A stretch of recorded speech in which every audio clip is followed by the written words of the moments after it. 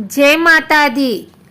आज गुप्त नवरात्रि की 9वीं तिथि है। 9वीं के दिन मातंगी माता की पूजा अर्चना की जाती है। मातंगी देवी को प्रकृति और वाक शक्ति की देवी माना गया है।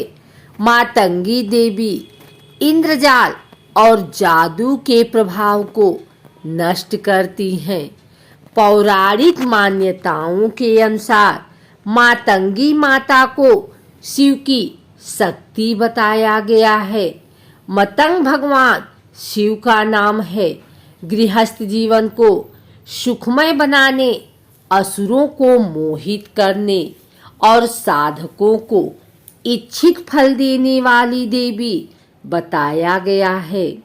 मातंगी देवी एकमात्र ऐसी देवी हैं जिनका व्रत नहीं रखा जाता है और जिन्हें जूठन का प्रसाद अर्पित किया जाता है। आइए सुनते हैं मातंगी देवी की यह कथा।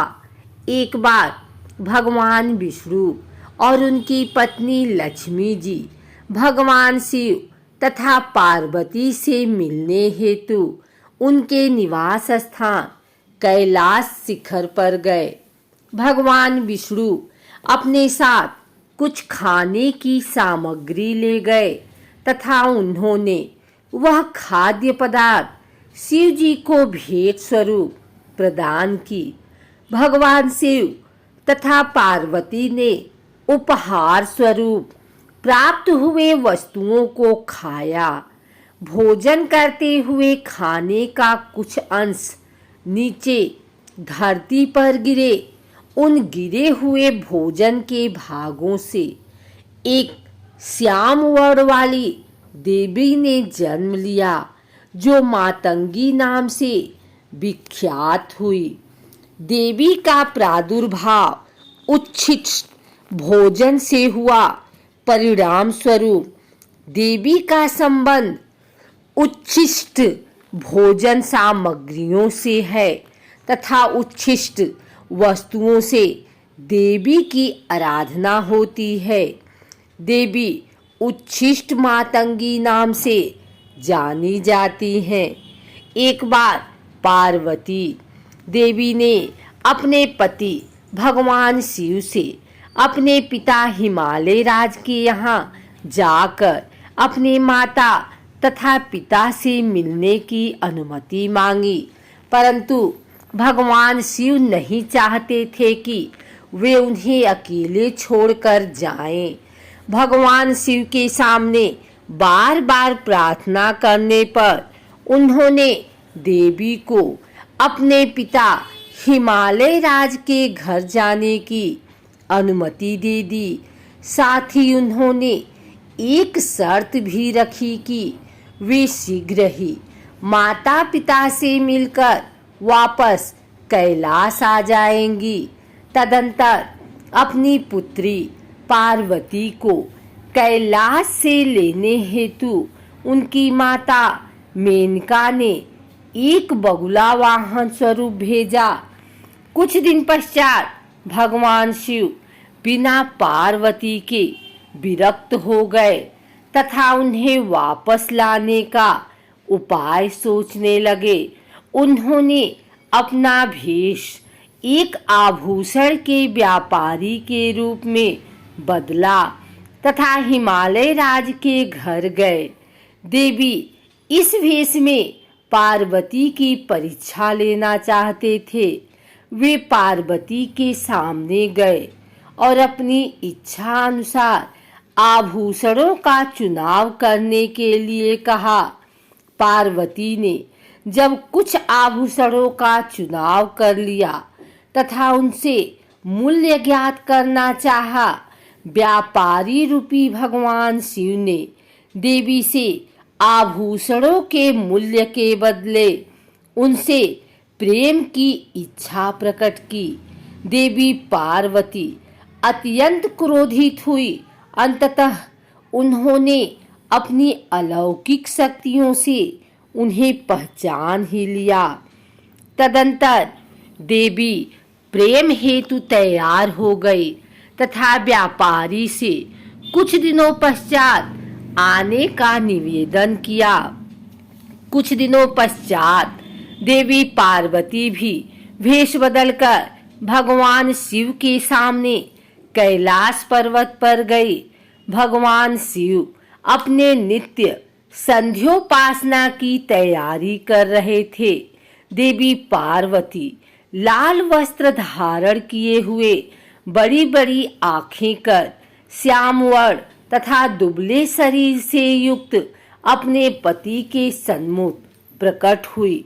भगवान शिव ने देवी से उनका परिचय पूछा। देवी ने उत्तर दिया कि वह एक चांडाल की कन्या है तथा तपस्या करने आई हैं। भगवान शिव ने देवी को पहचान लिया तथा कहा, वे तपस्वी को तपस्या का फल प्रदान करने वाले हैं। यह कहते हुए उन्होंने देवी का हाथ पकड़ लिया और प्रेम में मग्न हो गए।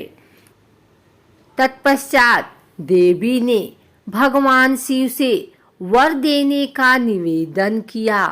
भगवान शिव ने उनके इसी रूप को चांडालनी वर्ण से अवस्थित होने का आशीर्वाद प्रदान किया तथा कई अलौकिक शक्तियां प्रदान की। एक अन्य कथा के अनुसार माँ दुर्गा के आशीर्वाद से ऋषि मतंग के घर कन्या के रूप में जन्म लेने की वजह से इनका नाम मातंगी पड़ा।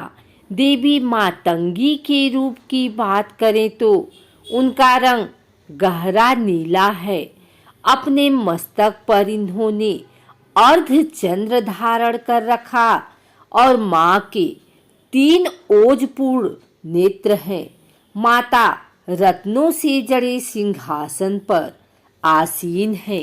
देवी मातंगी के एक हाथ में गुंजा के बीजों की माला है तो दाएं हाथों में बीड़ा और कपाल और बाएं हाथ में खड्ग। देवी मातंगी अभय मुद्रा में है। माँ का रूप कई अर्थों में माता सरस्वती के समान है, इसलिए इन्हें तांत्रिक सरस्वती के नाम से भी जाना जाता है। माता रानी एक सोने से सुसज्जित सिंहासन पर विराजमान है। उनका वर्ण गहरा हरा है तथा उन्होंने लाल रंग के वस्त्र पहने हुए हैं।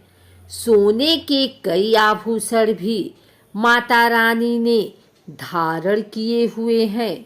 उनके सिर पर एक मुकुट है जिस पर चंद्रमा सुसज्जित है।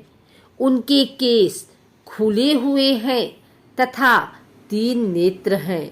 माता रानी के 4 हाथ हैं जिसमें उन्होंने तलवार, फंदा व अंकुश पकड़े हुए हैं। एक हाथ अभय मुद्रा में है।